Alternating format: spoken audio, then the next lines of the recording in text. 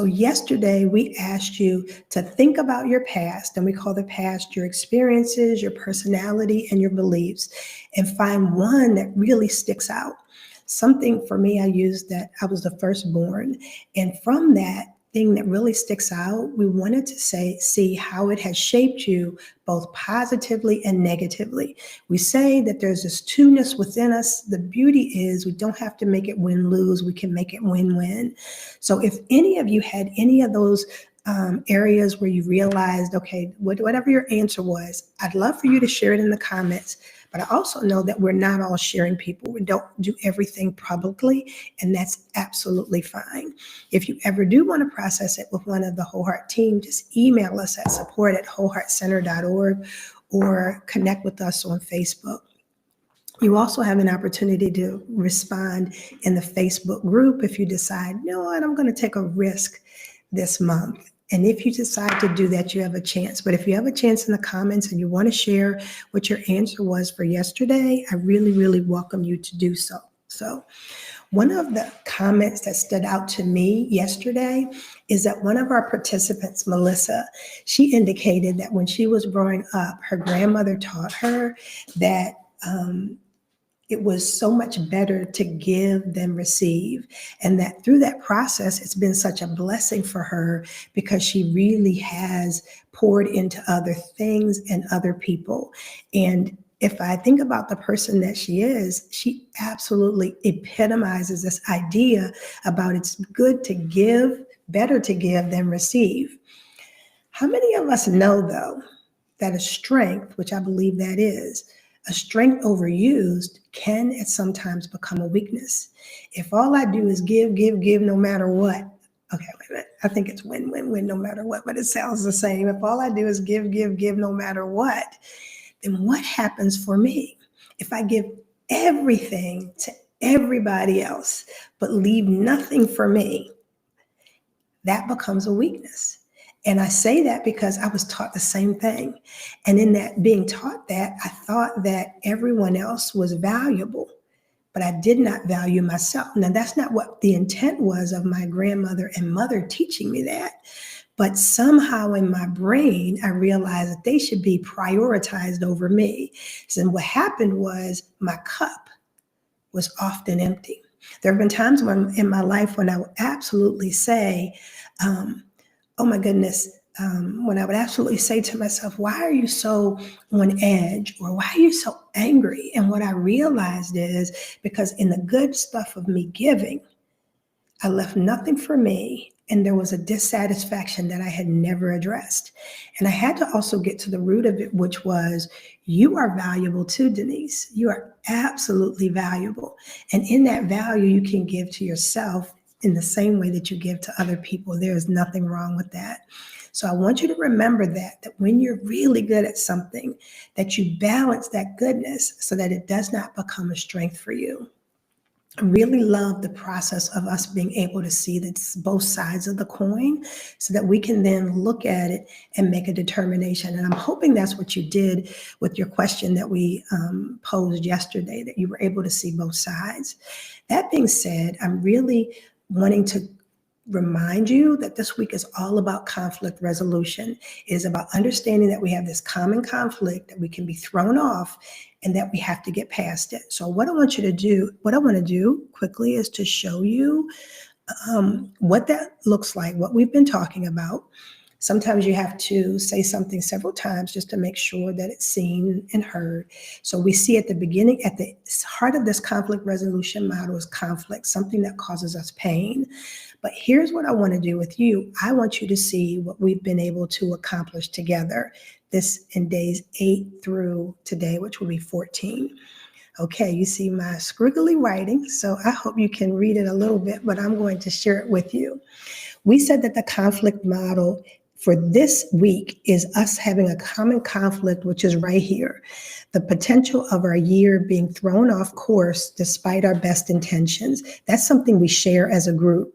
And so as we do that, what we want to do is understand how the conflict is shaped by both our past and our present. And so what I love is this whole past section here. I'm going to zoom into that a little bit. that you can see that the past is part of what shapes our conflict. And guess what we did? On day 9, we asked ourselves about the issues and situations that are likely to trigger us. That's the stuff from our past. We know that there are common themes that can throw us off, and by naming them and understanding them, we're more likely to be able to address them. And then on day 13, I asked you to look at an experience, belief, or personality that was yesterday that has shaped you both positively and negatively. And so understanding our past is important, but also understanding what's going on right now. And so on day 10, I asked you what's going on right now that makes you happy and what's going on right now that makes you sad. Do you notice that in many of these questions, I'm asking positive and negative, happy and sad, because some of us have a tendency to only talk about the good or only talk about the bad. And what I'm trying to do is give you balance, because we're often caught off guard by that which we don't address or acknowledge. So you got this conflict is shaped by your past and present. And what we want to understand is we all have this tendency to react in certain ways. And so you see on day 8, I asked you, what were your typical thoughts, feelings, and actions when things don't go your way? That is a reaction. That's habitual. We often don't think about it. But this, my friends, is the stuff that will throw us off very quickly and very easily. So when we think about our reaction, we're going to slow things down and stand back and say, hold on. I know I tend to react that way. Maybe I just reacted in my mind, hopefully before I actually did anything. And we pull it back and we say, let's look at the big picture. What's the result that we want? I'm so proud that in week 1, it was all about the result. Who are you? Who are trying to be? What's good about you? What do you love about yourself? That was all about that. Even us picking the word. I want it to be light. So if I'm thinking about somebody upsetting me and I'm ready to just pop off at them, wait a minute. I said I want to be light, I want to reflect the light, and I want to be light and not carry things. So I remind myself of that so that I can redirect myself with a response. I told you that response comes from a place of power. It is what we choose. And on day 11, I asked you, what do you want? What do you choose as your thoughts, your feelings, and your actions? And the key word there is consistently. What do I want to consistently do in 2025 and beyond? I also asked you on day 12, what will you do when you realize you're triggered?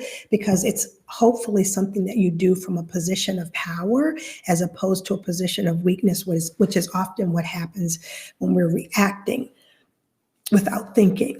So you have literally worked through that conflict model this week. And again, we did it in a week, but you can also do it in 60 seconds. I've done it before. So you've walked through that model and it brings you to this day 14, which is the last of this second week.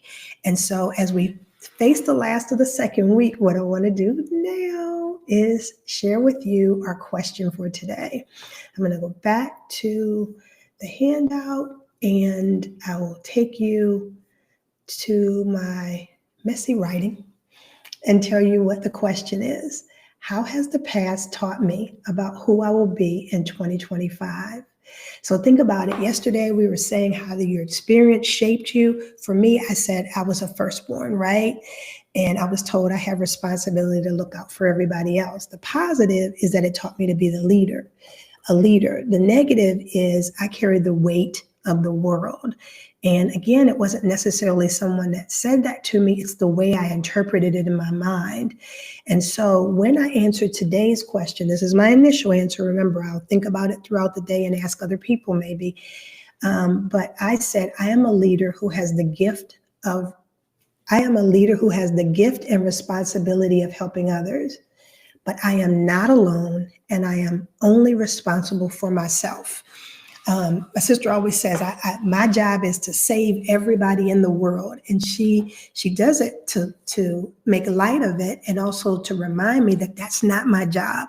But yet I've held on to that job in many, many ways. So now I say I'm a leader, which is a beautiful thing. And I have this gift and responsibility to help others, but I'm not responsible for them. If I think of the things that have really taken me off course in the past, it's when I find somebody that I want to pour into and develop and do all of these things.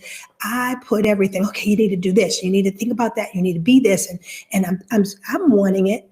way more than they wanted sometimes. And also, I've never even asked them, do you want to be exactly what I create you to be? And I'm not God. And so I took leadership in the wrong way, and it wasn't good for me, and it wasn't good for the person. I listened to Dr. Darius Daniels, and he had a phenomenal session yesterday. And one of the things that he talked about is this idea of everybody isn't for you to develop, and that person has to be willing and able to be developed. And he gave the example of the Karate Kid, and he said that kid had to be willing to say, I am going to be developed in this moment, so that he trusted his leader and followed the lead. And you have to find people who are willing to follow that lead. So here's the thing. I want you to answer the question, what has the past taught you about who you will be in 2025? But this is also the declaration that you're going to make on page 2 of your handouts. Remember, we have this declaration page that's going to take us back and remind us of who we are in 2025. And so there's a square on here that says past. And I want you to see what I used when I looked at my answer for yesterday and other days. I put, my past has taught me that I am. Now keep in mind, when you write this statement, I want you to say, my past has taught me that I am, or I will. Whatever it is, I want it to be a power statement that speaks life to yourself. My past has taught me that I am a leader, but I'm writing. The past has taught me that I am a leader, but that I am not alone. I have a tribe that consists of other leaders. I'm reminding myself that I have this group of friends that we all started our career together, and that they are great ones for me, and a couple people I've met more recently that are my peers who I can go to and who can support me. So I am a leader. That I don't have to do it alone, and to remember that those I influence are responsible for themselves. It is not my job to achieve for them. And you might say, well, of course it isn't. But can I tell you, when I started my career, I remember hiring somebody, and literally she wasn't willing to do the job, so I did it for her. Then when she quit, I was so hurt, but I couldn't have wanted it more than she did. She had to be responsible for herself. And that's what I'm saying that I am seeing as a leader. So on that declaration page, I want you to go back and say, my past has taught me that I am, or I will. Remember, this declaration page is something we're going to use past these 21 days that is going to motivate us and inspire us and remind us of who we are and what we're going to accomplish. So on those days when it's really hard, you look at that page and you say, yes, that's me. Or on those days that are going really well, you look at that page and you remind yourself, that's me.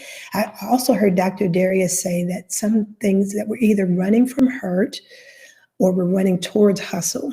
And that some of us have gotten so used to running from hurt that we don't know anything else.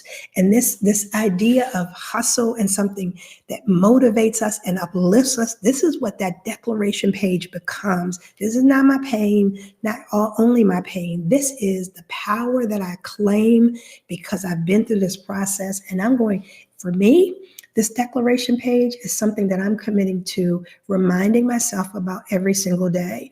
We talked the other day about, what are you going to do when you're triggered? What's the plan?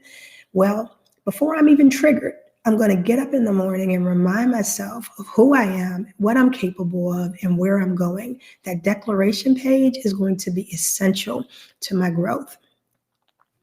That being said, do you remember the question? Right?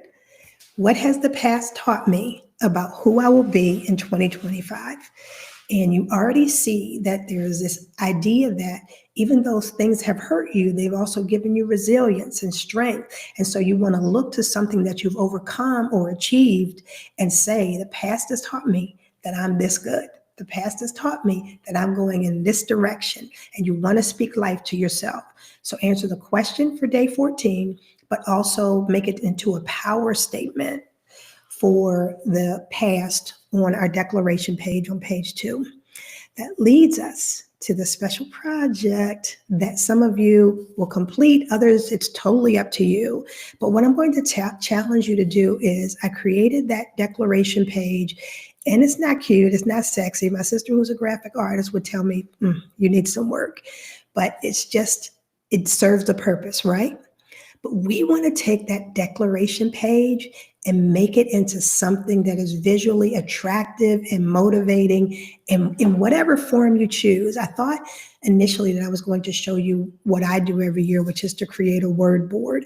And I put my word in the middle of that board and I put different things, quotes and scriptures and all that kind of thing around it to remind myself of the path that I'm on in the year to come. And then I put it somewhere prominent in my office. And sometimes I put it on my iPad, just places so that I'm constantly seeing it.